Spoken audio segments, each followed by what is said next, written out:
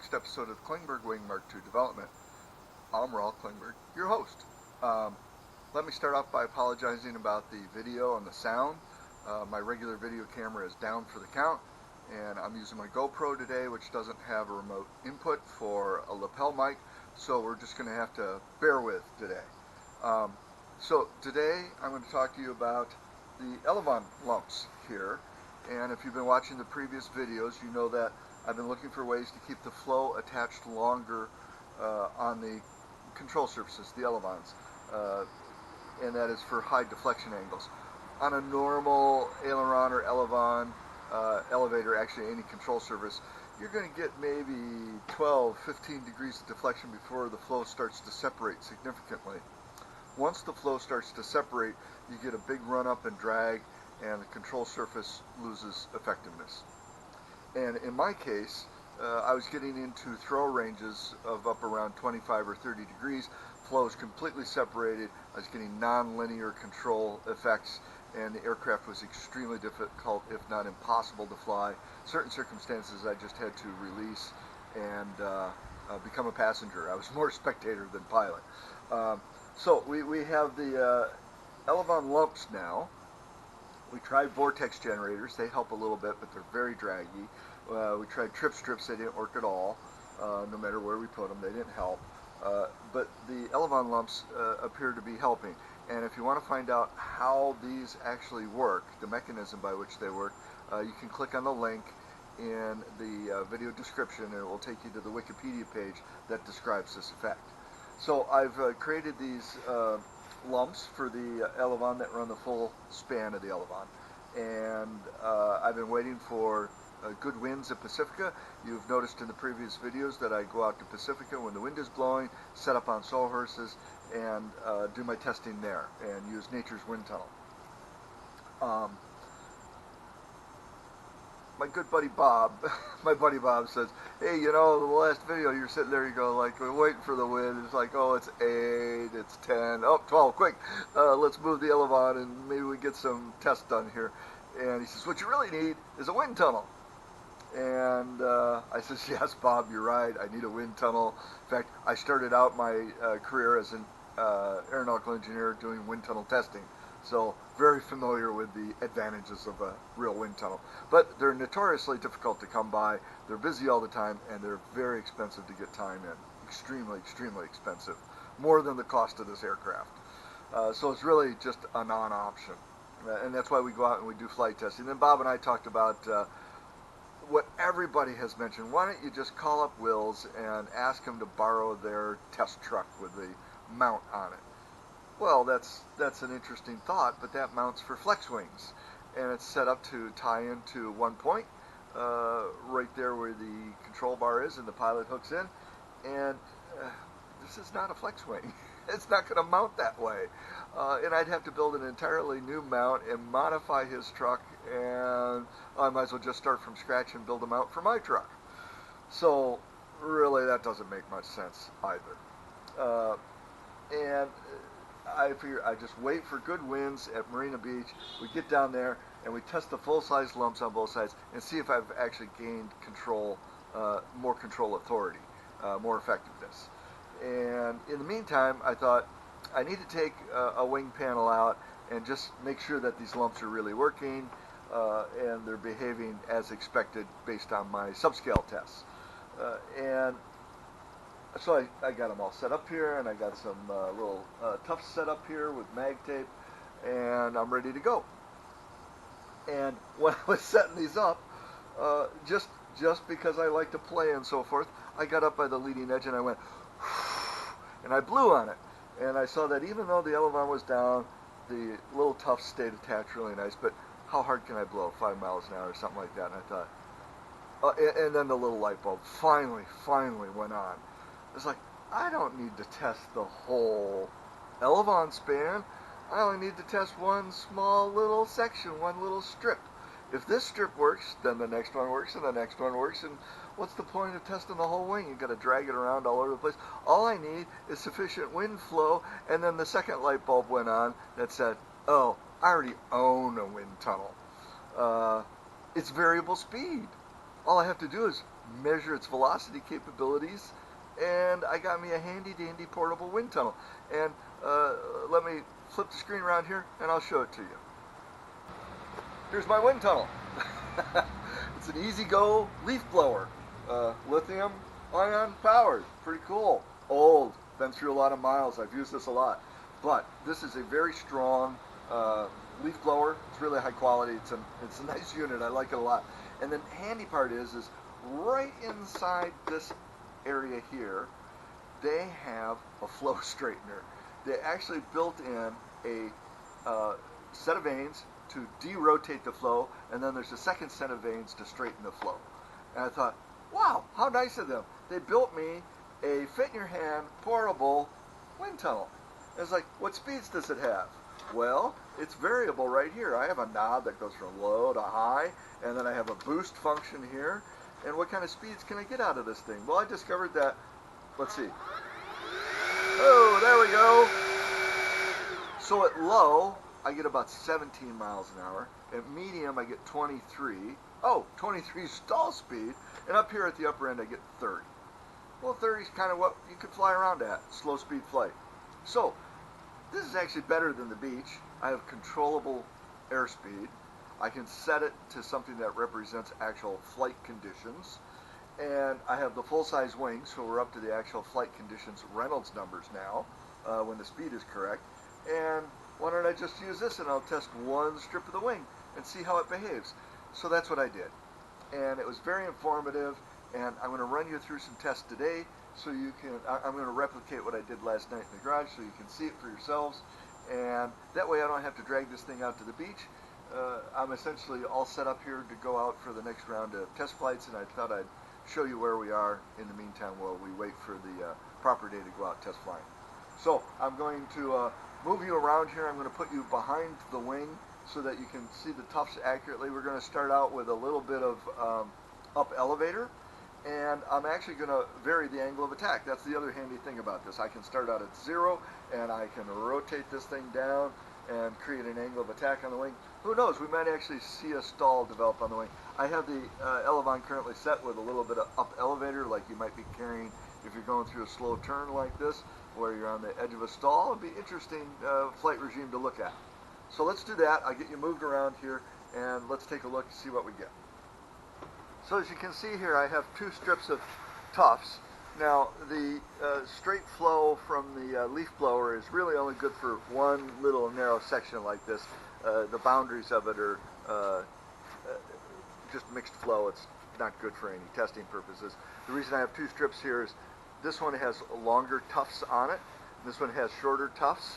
And I just wanted to see what the difference is. Of course, with tufts, you get into the flag effect. You can go look that up about why flags flap like this in the wind rather than just being straight. It has to do with separating flow. And long tufts will show a lot of that, and shorter tufts less of it. And I thought it'd be interesting to look at both. So let's take a look at what the wing is like when we get a little up elevator, and I'll vary the angle of attack on the leaf blower, and we'll see what we get. I'm going to set it up for stall speed.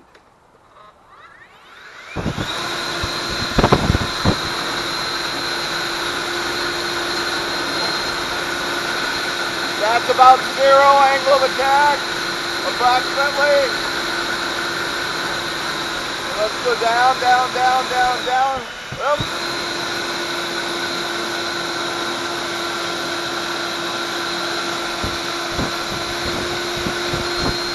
There we see some separation.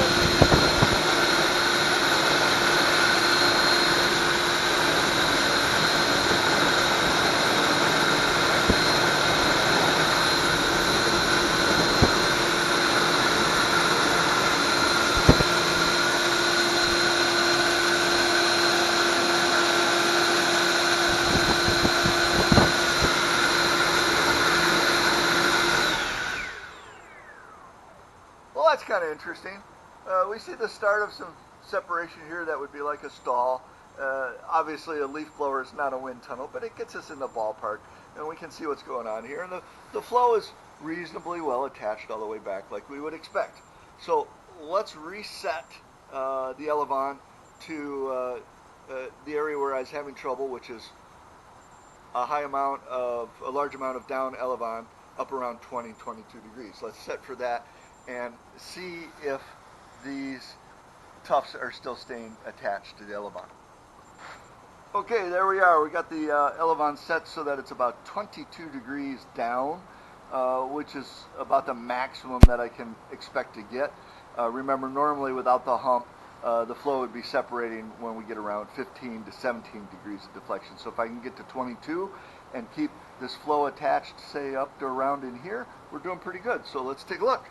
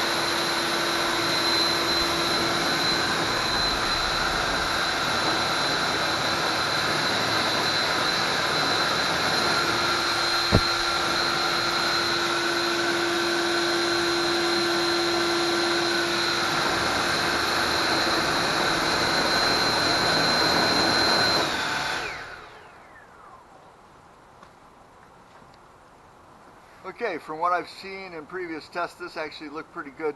But how do we know that this thing's actually working? We really need a baseline to compare it to. We need a flat surface that doesn't have a lump on it. And darned if I don't have one of those. It's down at the other end down there. It's called the flat. And I've set that up with a couple of tufts on it. And let's go down and take a look at that when it's deflected down at the same angle as the Elevon here. Okay, there we are. I have the flap down at the same angle as the Elevon that we just tested.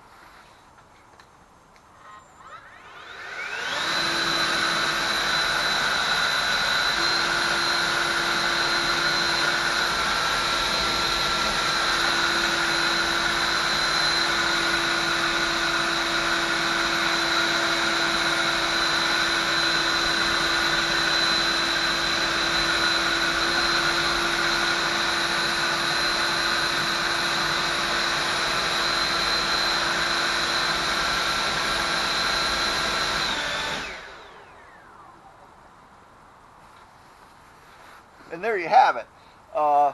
Generally, we see these guys trying to follow the flow, but basically going straight off. And we're seeing the characteristic span-wise flow build up that we've seen previously on the wing, that when you put the Elevon down without the lumps, the flow would just go span-wise like that as it separated. And we're seeing evidence of that here also. So this is a good indicator that the lumps are actually doing their job on the Elevon. They're helping keep the flow attached to, say, about 3/4 of the cord of the Elevon. Once you get much past the hump of the lump, nice rhyme, huh? Once you get past the peak of the lump, you get a little bit past it, and then the flow separates because of the sharp corner it's trying to turn. But overall, it appears this pretty clearly shows that the lumps are doing their job. And let me take you back, and we'll discuss a little bit more about whether or not what they're doing is going to be sufficient. Okay, so here we are back at the wingtip. Elevon down. Now, instead of having the flow separate here on the Elevon, and these guys going out span-wise like this, we're staying separated up to about here, which is a big improvement.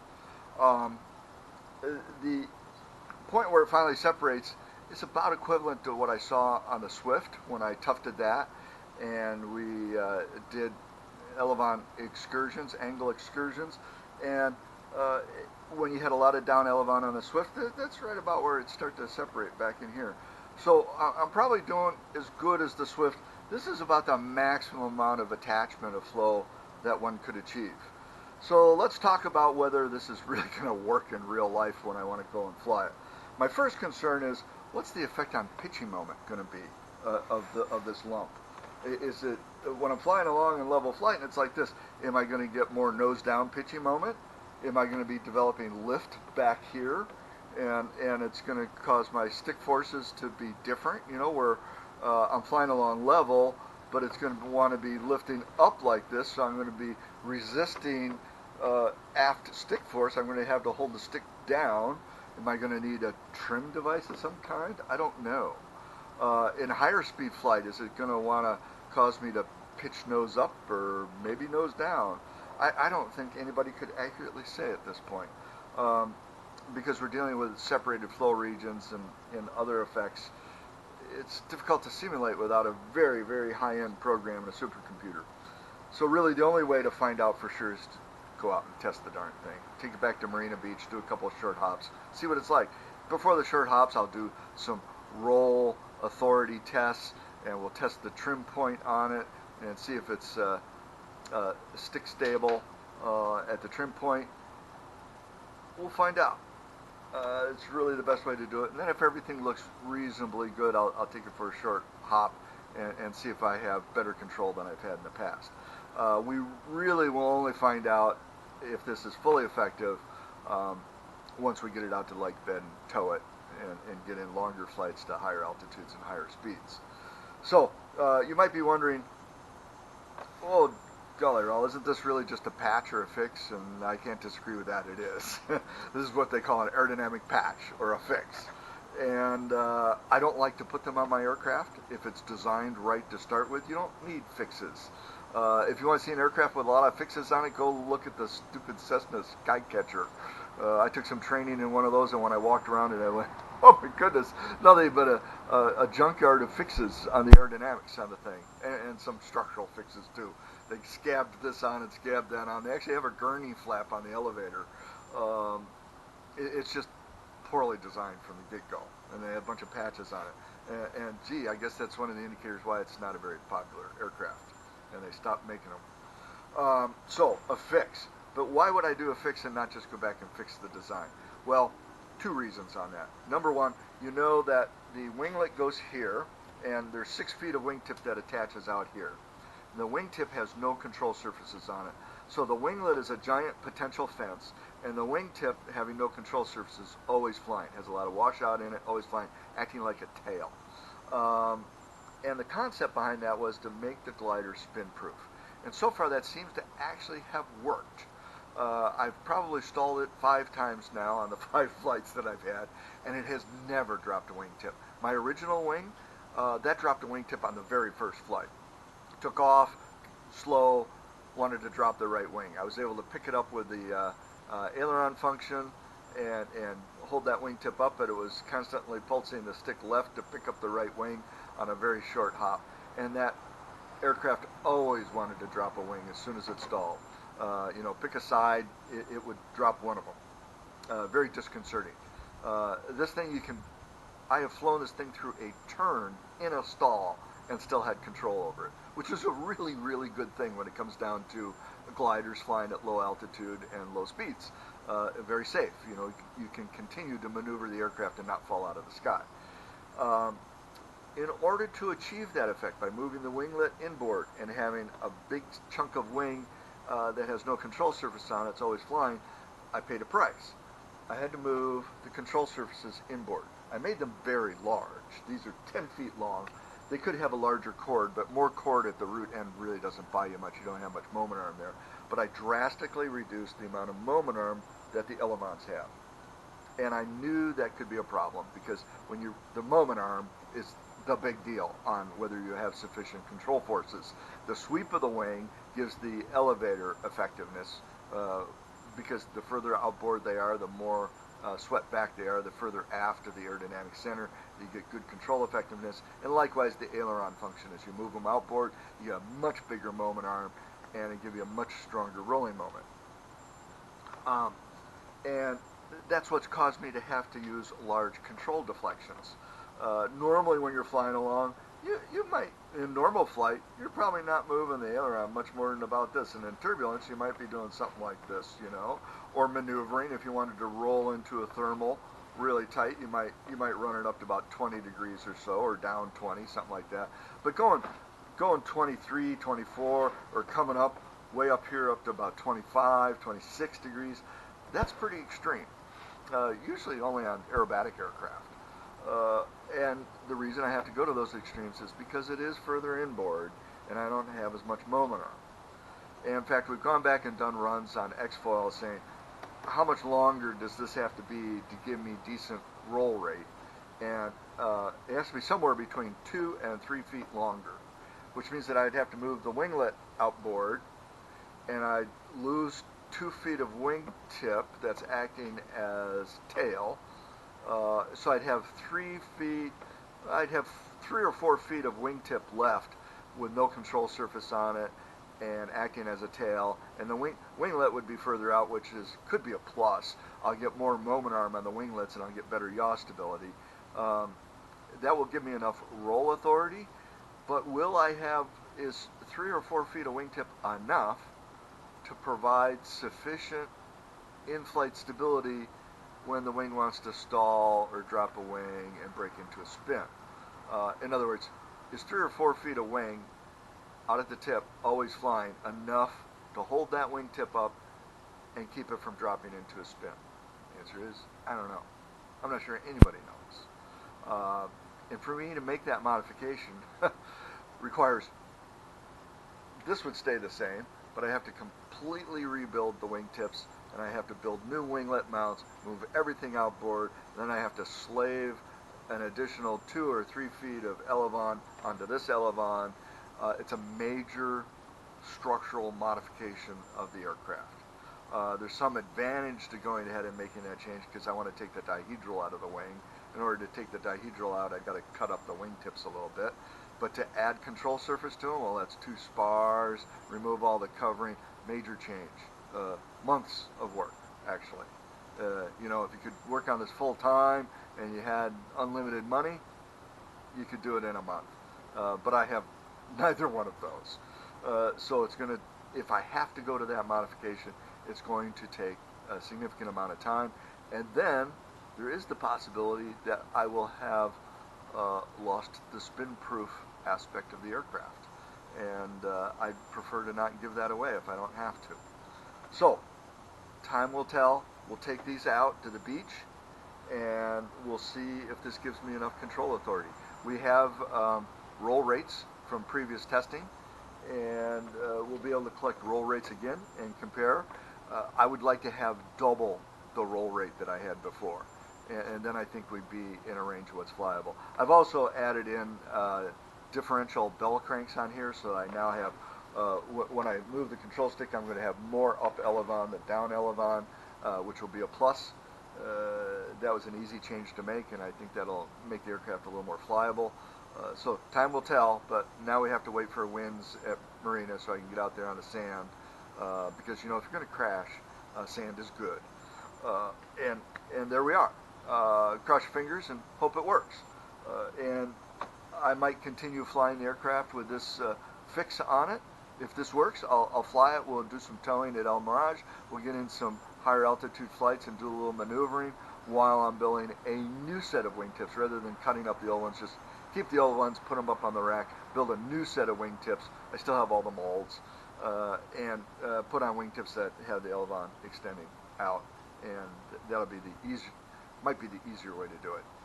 It's just to build new ones. So hang in there with me, no pun intended, and we're going to see if we can get this baby really working. I knew I was taking a risk by moving the Elevons inboard, and this is the fallout of taking that risk, is that we have a patch on here now. So that said, I thank you for your continued support, and my patrons are the best in the whole world. They really keep this thing going. If you're not currently a patron, please consider going over to my Patreon site. The link is in the video description, and joining the team. But I need that continued support, and the testing is very expensive, driving around and going out and doing the testing. If you don't want to become a member of Patreon, but you'd still like to help a little bit, there is always the thanks button. If you look straight down from the frame that I'm in right now. You'll see a little heart shape there that says thanks. You click on that and make a one-time donation. It will be greatly appreciated. That will help cover costs of gas and other minor things. And without outside support, without additional money coming in, there's no way that I can actually do this project. I'd have to put my suit and tie back on and go back to work. So please consider donating and helping bring this design to its full capabilities. And it'd be a darn shame to watch it come to a halt right now. So please give your consideration. Take a look in your wallet, see if you got 10 bucks in there, hit the thanks button, or go over to Patreon and become a part of the team. You get a bunch of technical information that you don't get here on YouTube. So fly safe, and bye for now.